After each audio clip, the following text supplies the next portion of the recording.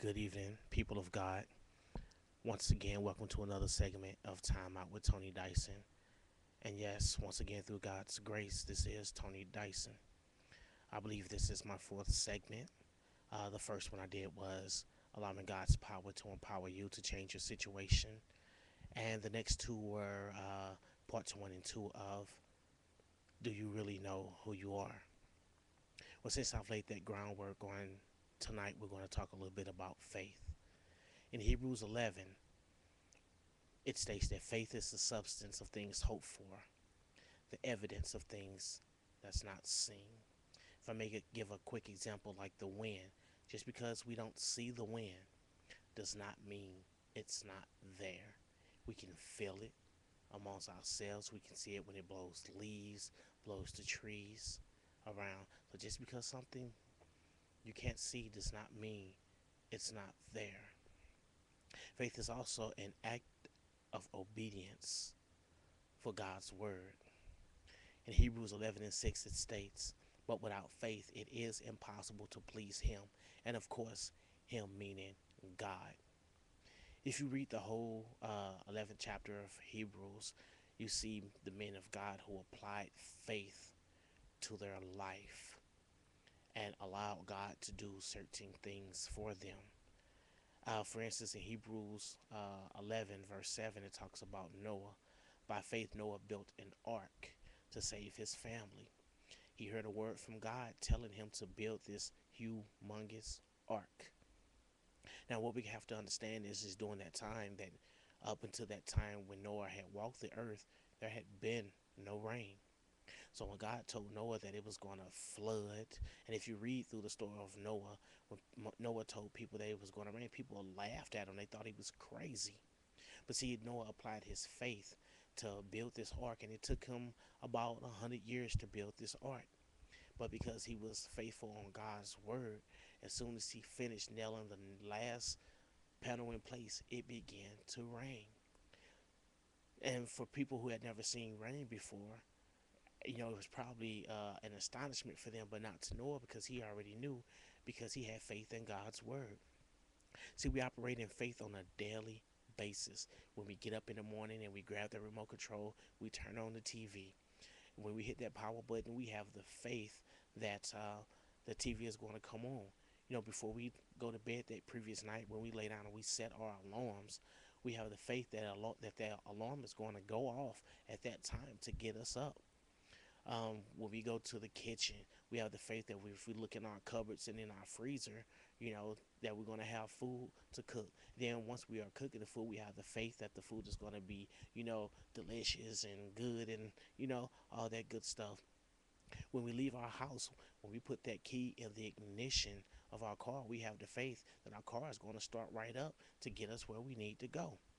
When we go to work on a daily basis, some of us don't get paid daily.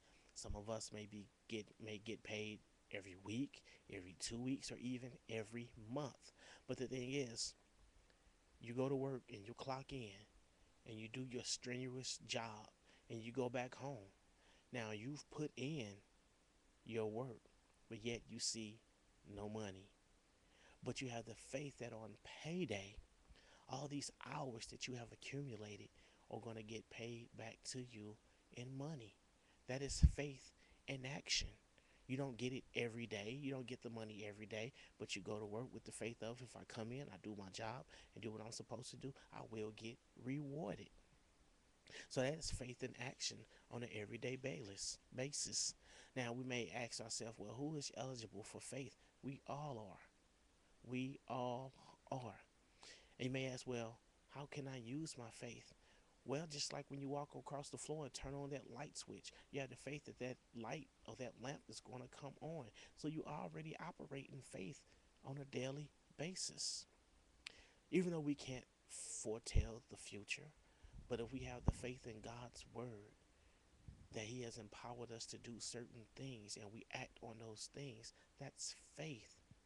Just like when you were a child, your mother told you, well, if you get straight A's when your report card come out, I'm gonna give you $5 for each A. I mean, I know I may be exaggerating, but still.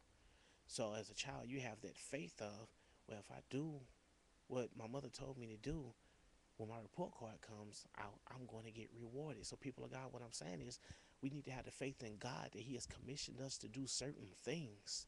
And if once we accomplish, see, that's the thing.